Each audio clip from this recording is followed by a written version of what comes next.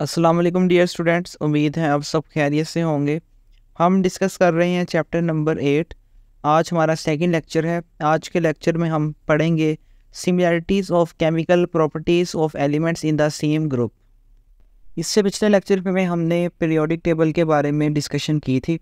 वहाँ हमने डिटेल से पीरियोडिक टेबल को अंडरस्टैंड किया था। अगर आपने वो लेक्चर नहीं देखा तो आप पहले उस लेक्चर को देखें ताकि ये समझने में आसानी हो।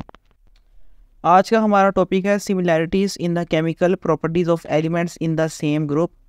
पिछले लेक्चर में हमने ये बात डिस्कस की थी कि पीरियोडिक टेबल में मुख्तलिफ ग्रुप्स होते हैं और हर ग्रुप्स में मौजूद जो एलिमेंट्स होते हैं ना, वो आपस में उनकी प्रॉपर्टीज़ मैच करती हैं, इसलिए वो एक ही ग्रुप का हिस्सा होते हैं। तो आज हमने वही चीज़ ज़रा डिटेल से डिस्कस करनी है।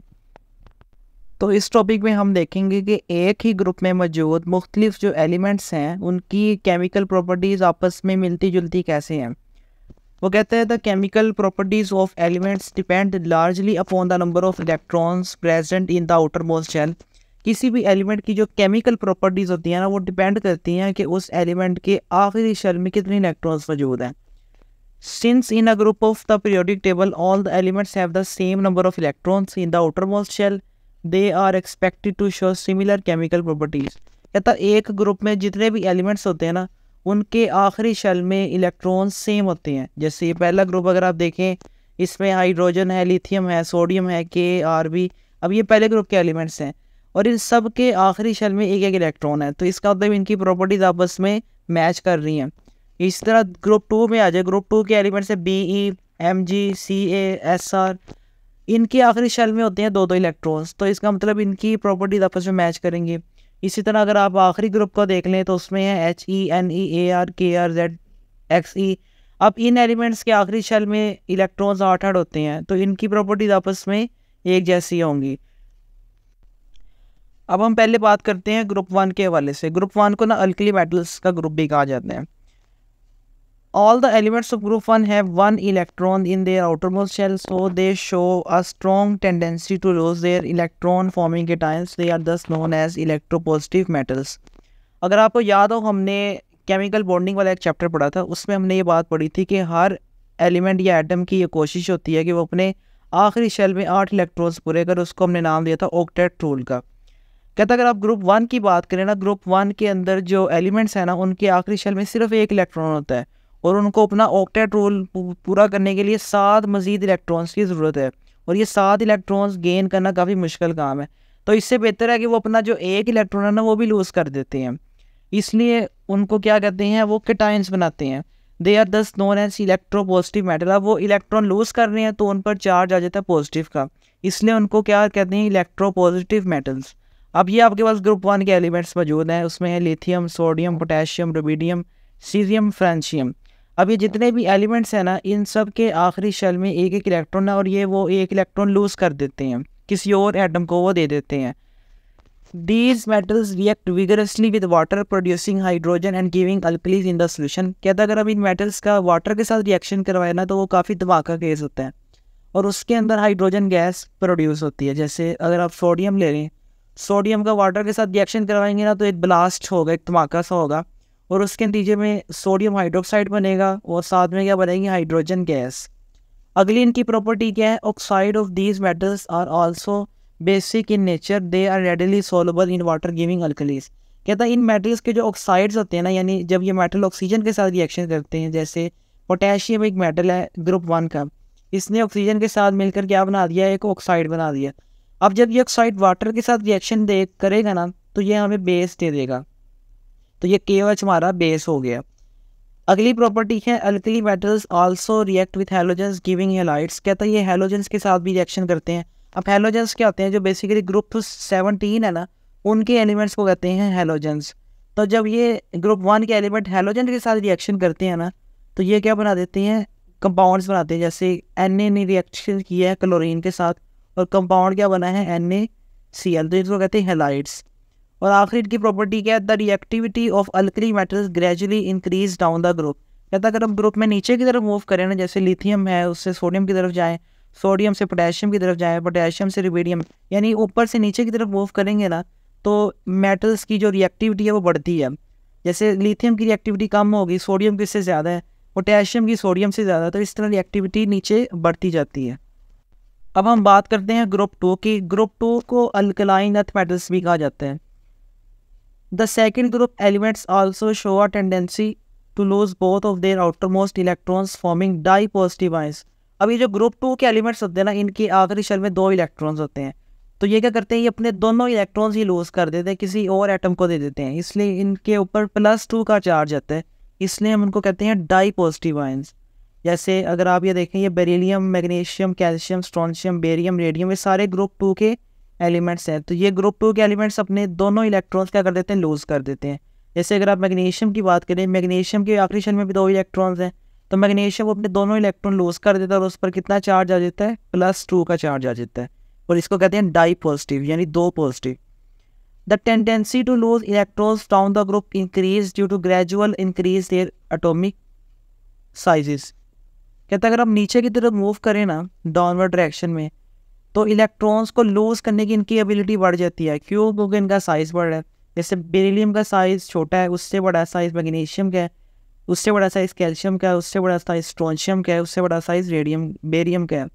तो जैसे जैसे नीचे मूव करेंगे साइज बढ़ता जाएगा और इलेक्ट्रॉन्स का निकलना क्या हो जाएगा, आसान हो जाएगा।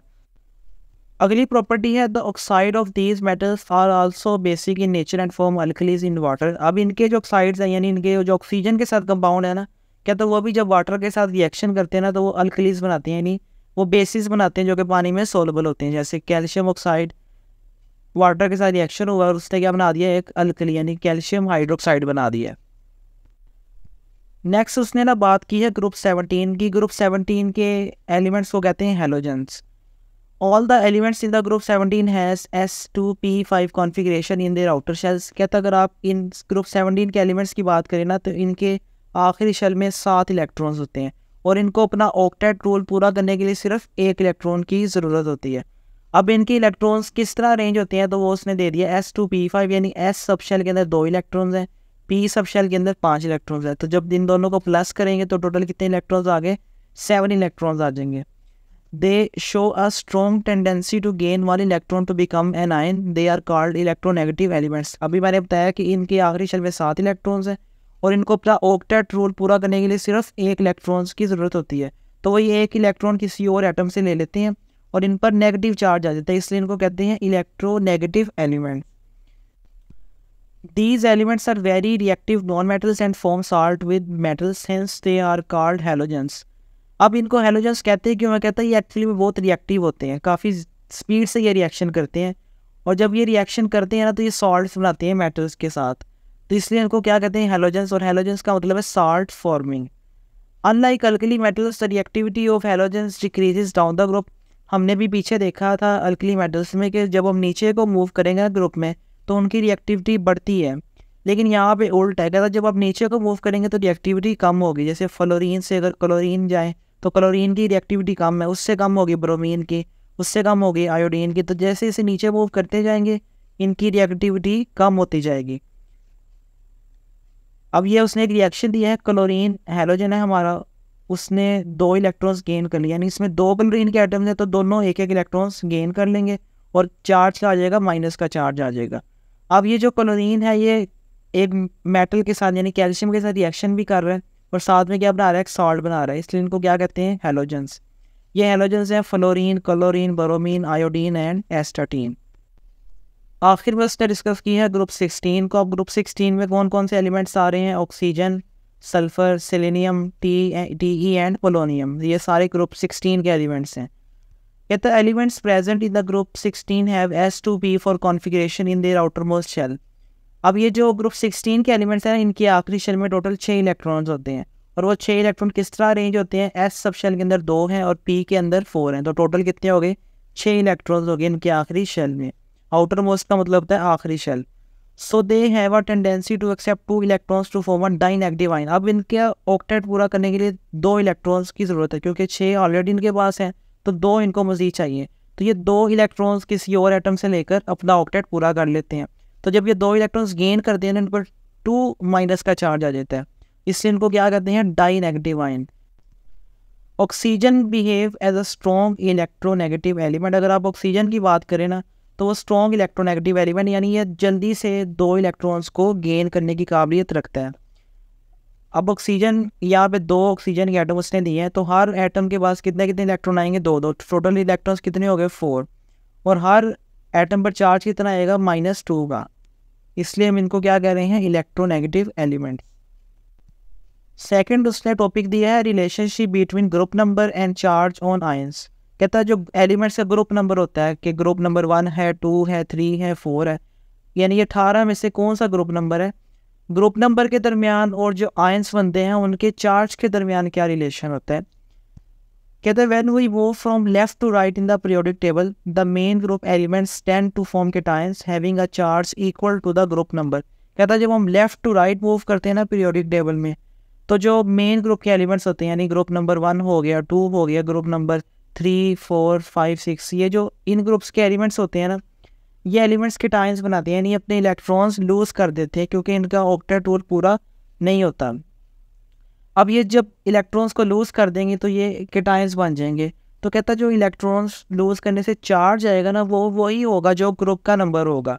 जैसे अगर ग्रुप नंबर 1 है, उसके किसी एलिमेंट ने अपना इलेक्ट्रॉन लूज़ किया ना, तो उस पर चार्ज भी कितना आएगा, 1 का आएगा, क्योंकि वो ग्रुप नंबर 1 का हिस्सा है। इस तरह ग्रुप नंबर जो 2 है, उसका कोई भी एलिमेंट अपने इलेक्ट्रॉन्स लूज़ करेगा तो उस पर चार्ज कितना आएगा, +2 का, क्योंकि उसका ग्रुप नंबर क्या है, +2। तो उसने एग्जाम्पल भी दे दिया। For example group 1 elements form 1+ sign, यानी ग्रुप 1 के एलिमेंट पर +1 का चार्ज आएगा, ग्रुप 2 के एलिमेंट्स पे चार्ज आएगा +2 का, और ग्रुप 3 के एलिमेंट्स जब इलेक्ट्रॉन लूज़ करेंगे तो उन पर चार्ज आएगा +3 का। The number of charges on the cations also correspond to the number of electrons present in their outermost shell. कहता है ये जो आयंस पर चार्ज आ रहा है ना, ये भी बताता है कि ये इनके आखिरी शेल में कितने इलेक्ट्रॉन्स थे। जैसे अगर किसी आयन पे चार्ज आ रहा है +3 का, तो इसका मतलब उसके आखिरी शेल में 3 इलेक्ट्रॉन्स थे, उसने वो तीनों लूज़ कर दिए। अगर चार्ज आ रहा है +2 का, तो इसका मतलब उसने उसके आखिरी शेल में +2 इलेक्ट्रॉन्स थे, उसने वो दोनों लूज़ कर दिए। When we move from right to left in the periodic table, अभी हमने मूव किया था लेफ्ट टू राइट, तो हमने देखा था वहाँ पे केटायंस बन रहे हैं। कहता अगर आप उल्ट मूव करें, यानी राइट से लेफ्ट की तरफ मूव करें ना, तो एलिमेंट्स ऑफन फॉर्म एनायंस, सब एलिमेंट्स एनायंस बनाएंगे। एंड एनायंस का मतलब होता है उनके ऊपर नेगेटिव चार्ज आएगा, with a negative charge equal to the number of group towards the left side of the noble gases. और वो जो नेगेटिव चार्ज आएगा ना, वो वही होगा जो एलिमेंट का ग्रुप का फासला होगा नोबल गैसेस से। यानी अगर वो नोबल गैसेस का ग्रुप होता है ग्रुप नंबर 18, अगर वो एलिमेंट नोबल गैसेस से 2 ग्रुप के फासले पर है तो उस पर चार्ज कितना आएगा, -2 का। अगर वो एक ग्रुप के फासले पर है उस पर चार्ज कितना आएगा, -1 का। For example group number 17 elements which are located 1 group towards left to the noble gases. जैसे अगर हम बात करें ग्रुप नंबर 17 की, अब group number 17 second last group है, इसके बाद ग्रुप नंबर 18 आता है। अब ग्रुप नंबर 17 के एलिमेंट्स का नोबल गैसेस से सिर्फ एक ग्रुप के फासले पर है, तो इन पर चार्ज भी कितना आएगा, -1 का चार्ज आएगा। So they form ions with 1 negative charge. Similarly the group 16 elements form ions with 2 negative charges. इसी तरह ग्रुप नंबर 16 की बात करें तो ग्रुप नंबर 16 ग्रुप नंबर 18 से 2 ग्रुप्स के फासले पर है, तो इनके एलिमेंट्स पर चार्ज कितना आएगा, -2 का आएगा। The negative charges present on these ions correspond to the number of electrons which these group needs to complete their octet। कहता है ये जो नेगेटिव चार्ज आता है ना, ये हमें ये भी बताता है कि उस ग्रुप के एलिमेंट को कितने इलेक्ट्रॉन्स चाहिए थे। जैसे अगर -2 का चार्ज है तो इसका मतलब उसको 2 इलेक्ट्रॉन्स चाहिए थे अपना ऑक्टेट पूरा करने के लिए। अगर -1 का चार्ज है तो इसका मतलब उस एलिमेंट को 1 इलेक्ट्रॉन चाहिए था अपना ऑक्टेट पूरा करने के लिए। सो बेसिकली इस टॉपिक में हमने 2 मेन बातें पढ़ी हैं। पहली बात हमने पढ़ी कि अगर हम पीरियोडिक टेबल में लेफ़्ट टू राइट मूव करेंगे ना, तो एलिमेंट्स आमतौर पे केटायंस बनाते हैं, यानी वो अपने इलेक्ट्रॉन्स लूज़ करते हैं। और अगर हम राइट टू लेफ़्ट मूव करेंगे तो एलिमेंट्स एनायंस बनाएंगे, यानी वो इलेक्ट्रॉन्स को गेन करेंगे और उन पर नेगेटिव चार्ज आएगा। उम्मीद है आपको ये लेक्चर पसंद आया होगा। आप वीडियो को लाइक, शेयर और चैनल को सब्सक्राइब कर दें। आपसे मुलाकात होगी अगले लेक्चर में। अल्लाह हाफिज़।